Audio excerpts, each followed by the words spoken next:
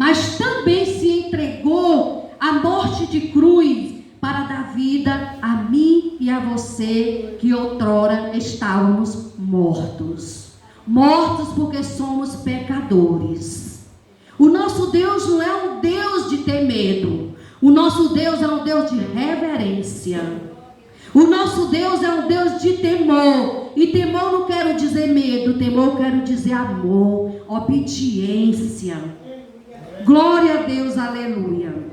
Queridos e amados irmãos, devido à lei, aquele povo que trouxeram aquela mulher pega em adultério até Jesus, eles trouxeram com o pensamento de tentar e testar Jesus, e de experimentar Jesus.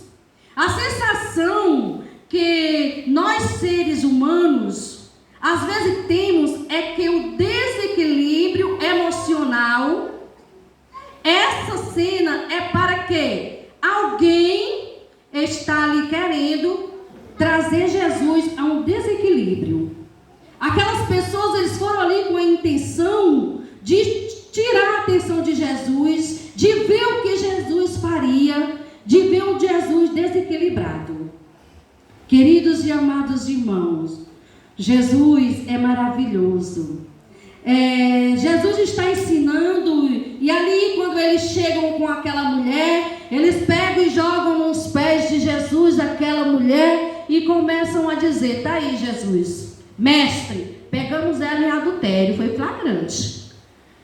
Na lei de Moisés diz que toda mulher que cometer tal coisa deverá ser apedrejada, mortas a pedra. E tu, o que é que tu diz?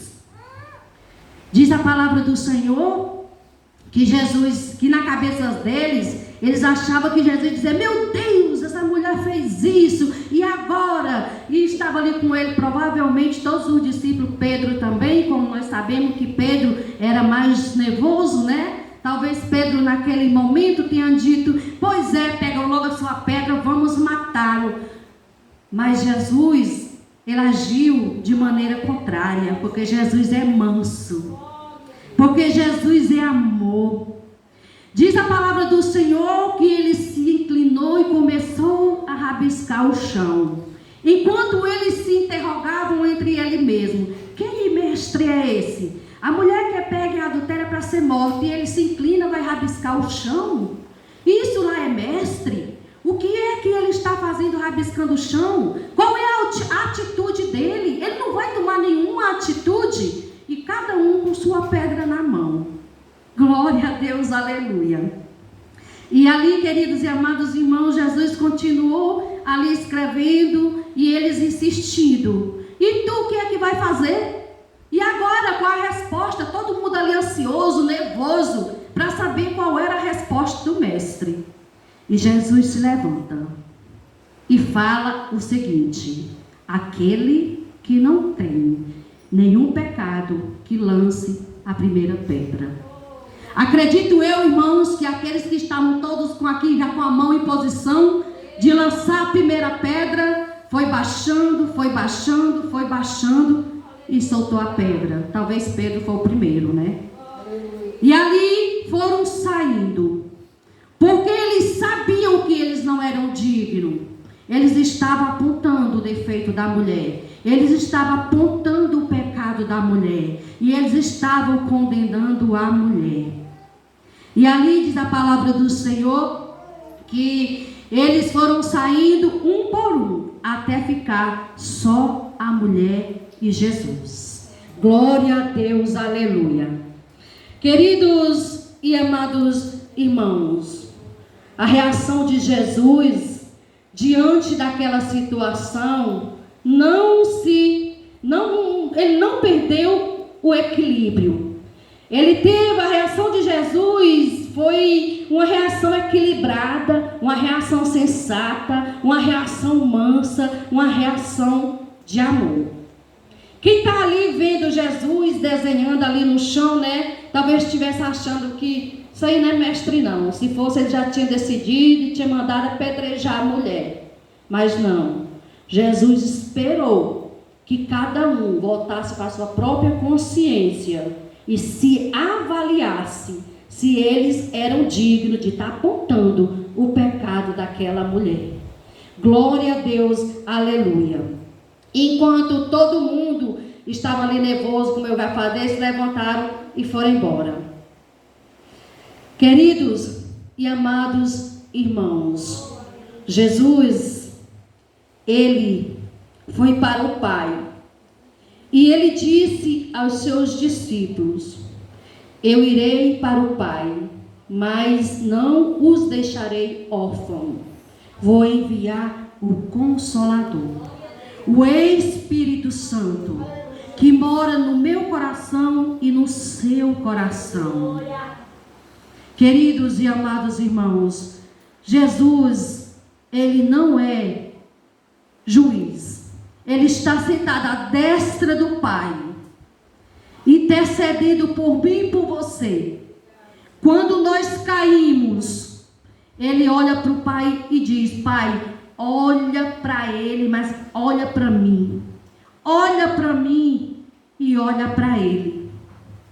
Jesus é o nosso intercessor. Jesus é o nosso advogado. Jesus, ele não está como juiz, ele virá como juiz, mas ele ainda é advogado, e ele é quem está no comando da minha e da sua causa. Glória a Deus, aleluia. Jesus é maravilhoso. Aquela mulher agora vendo, irmão, que estava só ela e Jesus, ela deve ter pensado: todo mundo foi embora, mas agora está eu e ele tem o poder de me condenar. Quem sabe na cabeça daquela mulher passou: agora ele vai me matar, eu aqui sozinha e ele, porque só ele é digno de fazer isso. E ela olha para Jesus, e Jesus olha para ela e diz: filha, teus acusadores aonde estão? Ela diz: Senhor, não tem. Ele: tampouco eu te acuso, tampouco eu te condeno. Aí você me pergunta: mas Jesus tinha pecado? Por que não apedrejou?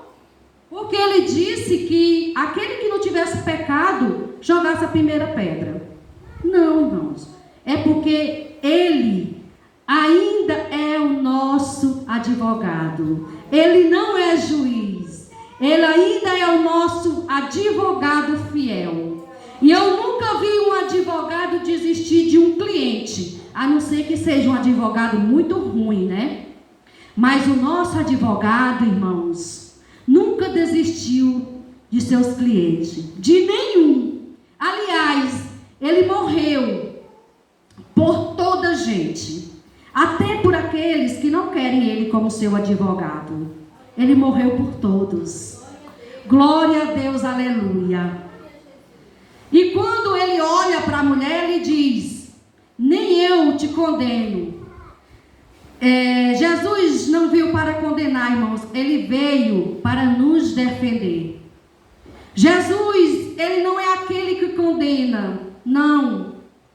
É nós que vamos, é nós que queremos condenar as pessoas, mas aquele que pode condenar, porque na mão dele está toda a autoridade e poder, não, ele está ali pronto para nos defender. E não é para acusar, irmãos. Quando ele disse: lança a primeira pedra, ninguém teve coragem de lançar, porque primeiro ele disse: quem não tem pecado. Irmãos, cada um de nós temos pecados. Nós, na condição humana, nós pecamos. Só o que nós não podemos é sermos escravos do pecado. Irmã, eu pego como é não ser escravo do pecado. Ser escravo do pecado, querido e amados irmãos, é você não conseguir se libertar de algo que ofende e que entristece a Deus. Quando você está fazendo algo que você não consegue se libertar, você se torna escravo daquilo. Um exemplo: uma pessoa que bebe e não consegue se libertar da bebida. É um escravo do pecado, é um escravo da bebida, porque a bebida é quem domina ele não domina a bebida. A alvarez é um pecado porque, irmãos, ter prosperidade prosperidade, ser próspero, ter dinheiro é pecado, não. Não é pecado ter dinheiro. Não é pecado você possuir o dinheiro. Pecado é o dinheiro lhe possuir. O pecado não é você ter o dinheiro no bolso. O pecado é você ter o dinheiro no coração. Porque nós sabemos, irmãos, que tudo que nós temos foi Deus que nos deu.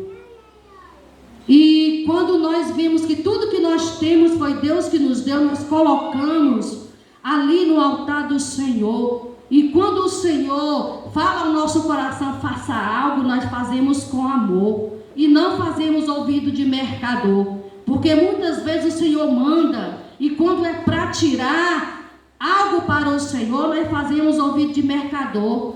Dizemos, não, isso aí não é Deus mandando não, foi só coisa do meu coração, é um sentimento mesmo. E fazemos ouvido de mercador. Que nós venhamos pedir ao Senhor que nos dê uma audição sensível à voz do Espírito Santo, para trabalharmos na seara do Senhor. Porque, como já foi dito aqui semana passada, a seara é grande, mas poucos são os ceifeiros. Que nós venhamos buscar mais ceifeiros, mais trabalhadores para trabalhar nessa seara do Senhor. Glória a Deus, aleluia. Irmãos, aquela mulher ouve as palavras de Jesus que diz: mulher, tão pouco eu te condeno, agora tu vai em paz e não peca mais, né? Aquela mulher ouve aquelas palavras de Jesus e aquela mulher, ela estava com a falta de paz com todo mundo. Ela estava esperando ali para ser morta. Ela estava ali sem esperança. Ela estava ali nervosa, angustiada. Porque, irmão, Satanás, ele tenta fazer isso com aqueles que caem. Ele promove o ódio, a guerra de sentimentos. Aí Jesus chega, abraça os sentimentos e diz: vai em paz, vai em paz. Se você está caído, levanta e vai em paz, porque ninguém tem o poder para te condenar. Só Jesus tem o gabarito, o poder, a autoridade para te julgar. Ele diz: eu não te condeno, vai em paz. O mais incrível, irmãos, é que Jesus, quando ele foi para o Pai, ele disse que ia, mas ele ia enviar o Consolador. E esse Consolador, ele disse para os discípulos. E os discípulos de Jesus hoje é eu e você. É a igreja do Senhor. E esse Consolador habita no meio da igreja do Senhor. Glória a Deus, aleluia. Irmãos, eu sei que as tribulações vêm. Eu sei que muitas vezes o desengano vem, a decepção, a frustração, a ingratidão. Mas se nós tivermos o Espírito Santo, ele vai limpar tudinho do nosso coração. E não vai deixar, pode até chegar, mas não vai permanecer no nosso coração. Porque, irmãos, quem tem o Espírito Santo não guarda rancor, não guarda mágoa, não guarda ira. Quem tem o Espírito Santo tem um domínio próprio. Quem tem o Espírito Santo entrega-se para ser direcionado por Ele, para ser guiado por Ele. Irmãos, não foi à toa que Jesus disse: eu vou, mas não os deixo órfãos. Ele nos deixou o Espírito Santo. Ele é o nosso Consolador, Ele é o nosso conselheiro. O Espírito Santo, irmãos, ele faz parte das nossas vidas. Que nós não venhamos entristecer o Espírito Santo por tão pouca coisa. Muitas vezes nós entristecemos o Espírito Santo por uma picuinha, por um mimimi, né? Porque nós temos muitas vezes essas coisas com nós. Muitas vezes nós somos crente neném, queremos ser paparicados. E nós não fomos chamados para sermos paparicados. Nós fomos chamados para fazer a vontade do Senhor, a obra do Senhor, resgatarmos vidas que estão lá fora para o reino do Senhor. Um dia eu disse aqui que Pedro, quando Jesus disse: Pedro, larga tudo e vem comigo, que a partir de hoje te farei pescador de homens. E Pedro, pescador de peixe, agora pescador de homens? Irmãos, pescador de peixe. A diferença do pescador de peixe para pescador de homens, que foi o que Jesus designou para mim e para você, para nós sermos pescadores de homens. A diferença é que o pescador de peixe, quando ele pega um peixe vivo da água, o peixe morre na mão dele. Pescador de homem, eu e você, pegamos o homem morto e fazemos ele ter vida nas nossas mãos através da palavra do Senhor.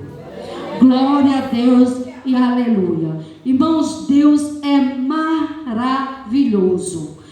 Eu quero contar para vocês aqui, entrar em um testemunho que aconteceu hoje. Não foi ontem não, foi hoje. O testemunho, eu não vou citar personagens, mas esse testemunho tem a ver com perdão. Esse testemunho tem a ver com sede, com pessoas famintas pela palavra. Hoje, irmãos, aconteceu algo com alguém da nossa família que foi em um certo estabelecimento, que também não vou dizer o nome, para se matricular, para fazer algo na sua categoria. E ali, queridos e amados irmãos, o inimigo usou uma pessoa que trabalha lá, do qual é o gerente, para assediar essa pessoa. Eu tinha acabado de levantar, estava no banheiro escovando os dentes, quando a Karen entrou com o telefone na mão, chorando. Mãe, eu não sei o que fazer, olha aqui. Aí fulano foi assediado. Assediado? Como assim? Ela foi assediada. A pessoa ligou, que o responsável pelo assédio ligou para ela, para se redimir. E ela colocou no Viva Voz, no mesmo instante eu ouvi. Eu disse, isso aí tem culpa. E lá estava essa pessoa da nossa família, lado a lado com essa outra pessoa, do qual ele falou, até foi no telefone da vítima. Ele falou com a cara, ela colocou no Viva Voz, e eu fiquei ali ouvindo. E eu disse, ele tem culpa. Aí eu disse, ela disse, mãe, eu vou ligar para a polícia. Eu vou ligar para o dono do estabelecimento, porque esse é o gerente, esse que assediou. Eu vou ligar para o dono do estabelecimento. E eu disse assim, filha, liga para o irmão Roberto. Aí ela mandou uma mensagem, ligou para o irmão Roberto. O irmão Roberto pediu 10 minutos, porque estava entrando no trabalho, estava ali em uma atividade, não podia atender agora. 10 minutinhos, ela, tá bom. Aí ela disse, mãe, vou ligar para a polícia. Eu disse, para. Olhe que eu sou Pedro. Eu sempre digo que às vezes eu ajo sem pensar. Mas no momento eu creio que foi o Espírito de Deus me dando domínio próprio. Não foi de mim. Porque qual de vocês receberia uma notícia que um da família de vocês estava sendo assediado e estava no local do assédio com uma pessoa responsável lá com ele ainda e você não ia fazer nada? Você ia ligar para a polícia, não ia? Você ia querer fazer alguma coisa, não ia? Pois eu disse assim, calma, não faz nada. Ela, o irmão Roberto, calma. E ali o Senhor me deu um direcionamento. Eu pedi calma, disse calma. Primeiro peguei o telefone dela e falei para a pessoa que estava lá, que é da nossa família, disse assim, fica tranquilo, Deus está no controle. Fica calmo, porque Deus já mandou provisão. Fica calmo, não se desespera, porque a pessoa estava chorando, não se desespera. Deus está no controle, se acalma que vai dar tudo certo. Aí o irmão Roberto ligou para a Karen. Quando ele ligou para a Karen, eu disse, Karen, eu não vou esperar. Aí a pessoa que estava lá disse, eu vou sair agora, vou pegar um mototáxi para ir para outro estabelecimento, para continuar o que ia ser feito lá, porque tinha que passar pelo outro estabelecimento. Aí o que o Senhor falou comigo? O desespero de quem? Eu ouvi a pessoa que estava sendo acusada desesperada no telefone. Aí eu disse, o que uma pessoa mediante de um desespero que passa pela cabeça? Porque eu sei, irmãos, Se nós não tivermos equilíbrio emocional, um abismo puxa outro abismo. Porque nós sabemos que Davi foi um homem segundo o coração de Deus. E quando ele adulterou com Betseba, que ela engravidou, ele quis ali camuflar o problema e gerou outro problema, porque ele foi lá e mandou matar Urias. Então, um pecado chamou a outro pecado. Ele tentou esconder, tentou ocultar, perdeu a cabeça, perdeu o equilíbrio emocional e mandou matar Urias para que o pecado dele não viesse à tona. E aí, imediatamente eu raciocinei. Não, eu vou falar com este homem. Eu vou falar com esta pessoa. E ela disse: mãe, mas eu estou no telefone com o irmão Roberto. Eu disse: envia o número dele para o meu telefone. Ela enviou o número da pessoa para o meu telefone. Queridos e amados irmãos, sabe por que eu queria falar com ele imediatamente? Porque eu senti no meu coração que alguma coisa poderia acontecer com aquele jovem que tinha acabado de sair de lá. E com o desespero do acusador que tinha ficado lá, talvez ele mandasse fazer alguma coisa, porque ele disse assim: você não quer que eu lhe leve? Eu lhe levo. E eu digo a ele que não precisa ele levar, mande ele de mototáxi. E aí, queridos e amados irmãos, eu fiquei com medo. Eu confesso a vocês que eu fiquei com medo que pudesse acontecer alguma coisa mais, que aquele homem, no ato do desespero, o inimigo ali usasse ele para ele tentar sobre a vida daquele jovem. E ali eu peguei o telefone e liguei. E quando eu liguei, desliguei, ele retornou. Eu disse: bom dia, com quem eu falo? Ele: bom dia, com fulano. Eu disse: eu sou fulano de tal, mãe de fulano e parentesco daquela pessoa que estava lá. Eu me identifiquei. E o motivo de eu estar lhe ligando é sobre o fato que acabou de acontecer aí no seu estabelecimento. E aquele homem começou a querer se justificar. Eu disse: querido, meu irmão, meu filho, não se justifique. Eu quero só dizer uma coisa, primeiro de iniciar minhas palavras, dizer uma coisa para você.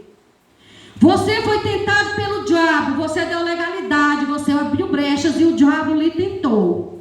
Só que você mexeu com o ungido escolhido do Senhor. Mas eu não estou aqui para te condenar. Eu não te condeno, eu te perdoo. Porque aí ele começou a chorar. O irmão Roberto ouviu a parte da chamada que eu coloquei no Viva Voz, ele chorando. E ele chorava me pedindo perdão: me perdoa, me perdoa. Eu disse: eu já te perdoei. Você precisa pedir perdão a Deus. Porque meu filho, eu falei dessa maneira para ele: porque meu filho, o inimigo foi quem te usou para mexer com o servo do Senhor. Mas ele já caiu por terra. E a estratégia do inimigo, meu filho, era acabar com a tua família, era acabar com o teu trabalho, era acabar com o teu caráter. E aquele homem chorava. E enquanto ele chorava, eu ministrava sobre a vida dele. Eu disse: meu filho, Deus tem cuidado de ti. Porque no lugar desse servo de Deus que estava lá, que tem uma família cristã, uma família que tem o Senhor, uma família que vive no altar do Senhor, poderia ser uma pessoa que não conhece a Jesus. E se fosse uma pessoa que não conhece a Jesus, você ia sair agora daí algemado. Porque é um flagrante. Isso que você fez não é certo, mas eu não te condeno. Glória a Deus, aleluia. Eu disse para ele: você deve ter família, você deve ter uma mulher linda, você deve ter uma família linda. E ele chorava e dizia: eu agradeço muito, muito, muito a senhora. Eu queria que a senhora estivesse aqui agora para me lhe dar um abraço, porque eu estava prestes a fazer uma besteira. Eu disse: meu filho, olhe, se volte para Deus. Se volte para Deus. Que isso que você fez, meu filho, foi Satanás te usando.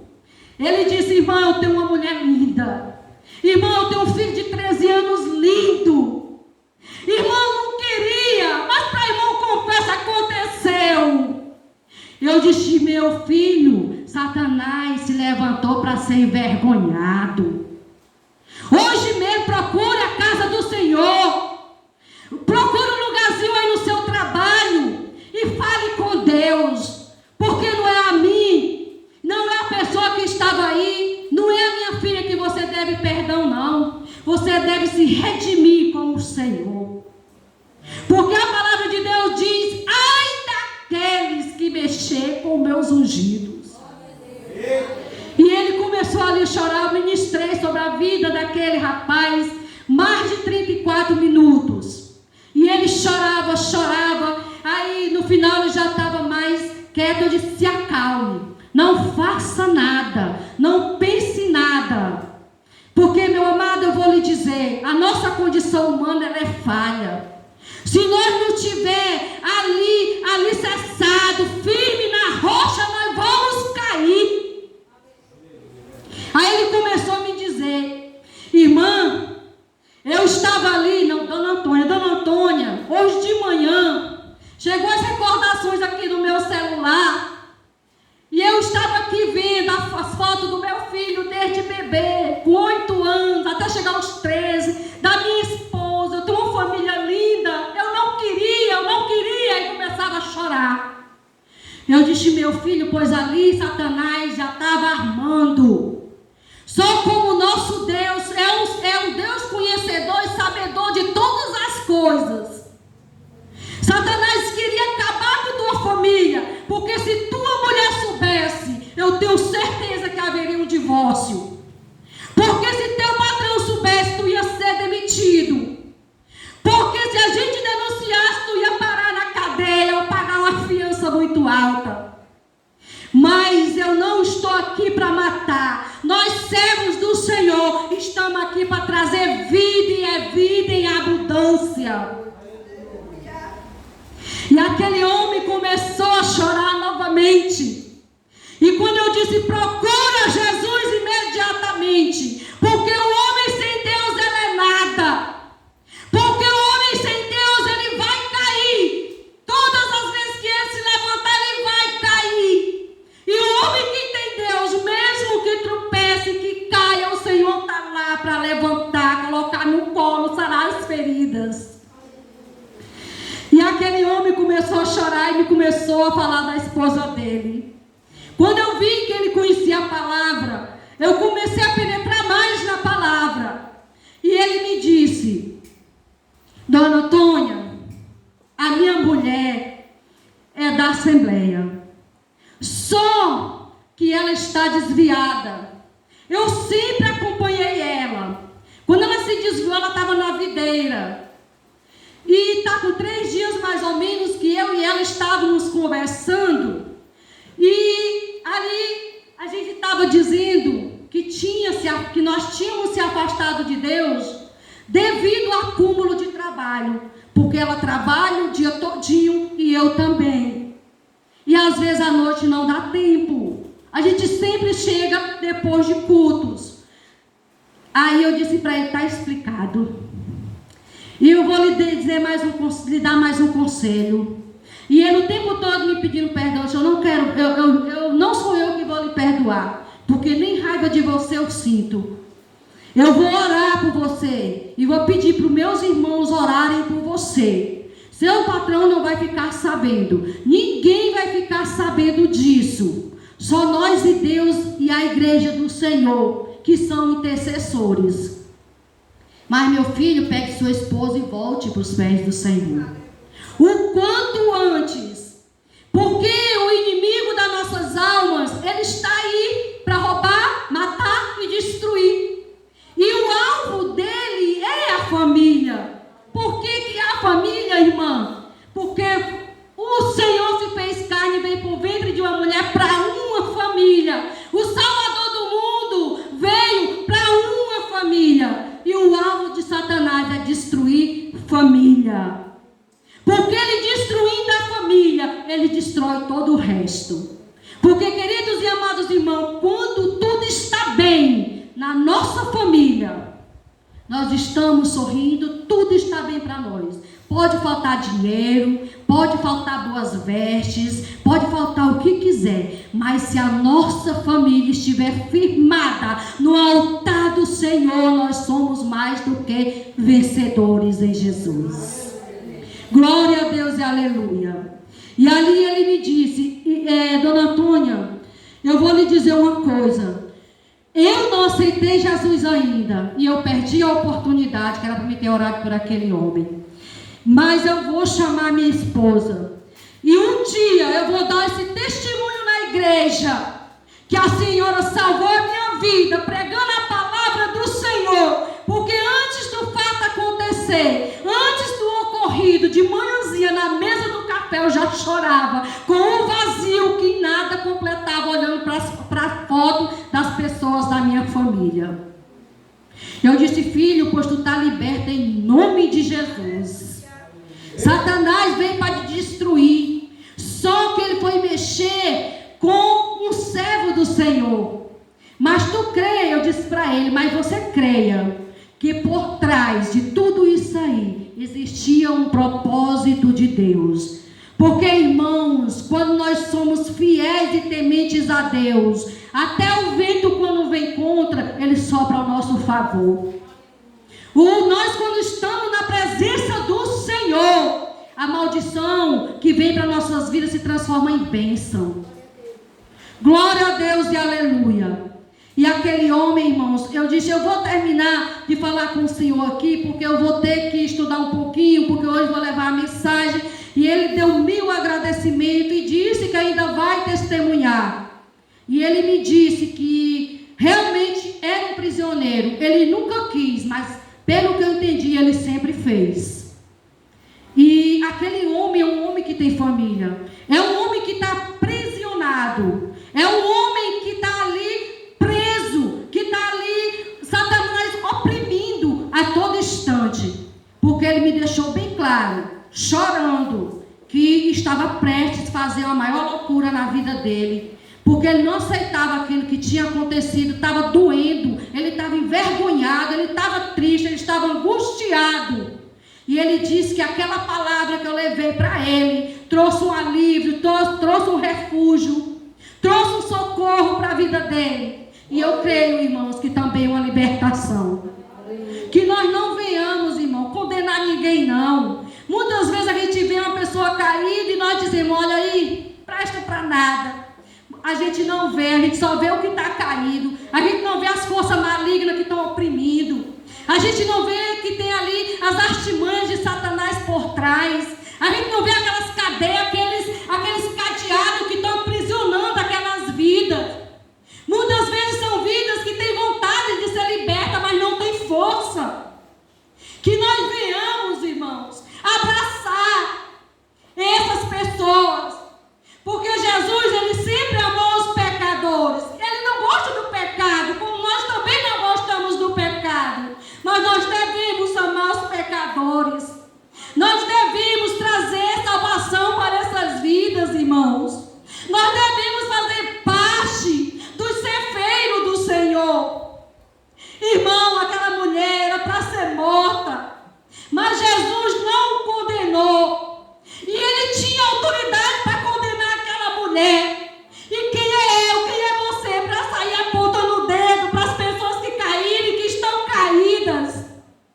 Se lá no chão nós viemos também. E se hoje nós estamos aqui levantados, é porque Jesus foi lá e nos acolheu usando alguém. Que nós venhamos ser pessoas também usadas por Deus para levantar os caídos, para curar os enfermos, para libertar os endemoniados. Aleluia! Glória a Deus, aleluia! Irmão, muitas vezes nós somos covardes. Muitas vezes nós vemos as pessoas caírem e fazemos como aquele homem que estava caído naquele caminho. Passamos porque vamos para a igreja e não damos atenção. E muitas vezes, irmãos, é necessário nós chegarmos. Quem tem fome, não é eu vou orar para que Deus cure sua fome. É dar comida para quem tem fome. Muitas vezes nós vemos uma pessoa com sede, eu vou orar para que Deus abra uma rocha e jorre água para você.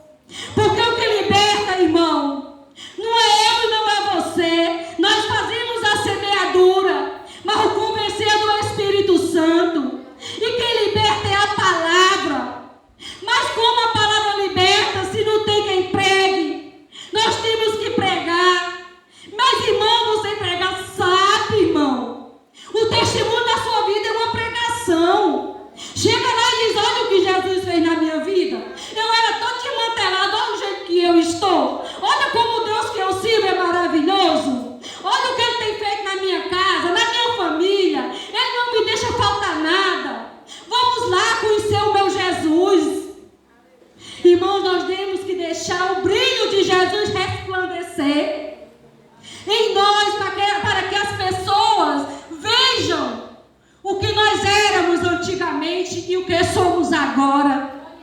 Mas para isso nós precisamos ter uma mudança de vida. Para isso nós precisamos renunciar o que outrora nós fazíamos que não agradava a Deus. E nós sabemos, irmãos, o que nós fazemos que agrada a Deus e o que fazemos que não agrada a Deus. Aquele homem, quando me disse que não tinha tempo, por isso é que tinham se afastado, eu dei o testemunho do meu marido. Eu disse: ó, irmão, eu já chamando ele de irmão, eu orei tanto tempo pelo meu marido. Ele tinha aceitado a Jesus, mas ele não congregava porque não tinha tempo, correndo atrás de dinheiro, porque ele ganhava muito dinheiro.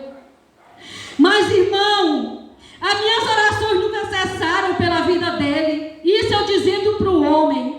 E hoje o meu marido está na casa do Senhor, trabalhando para o Senhor, se redimiu com o Senhor e nada tem nos faltado.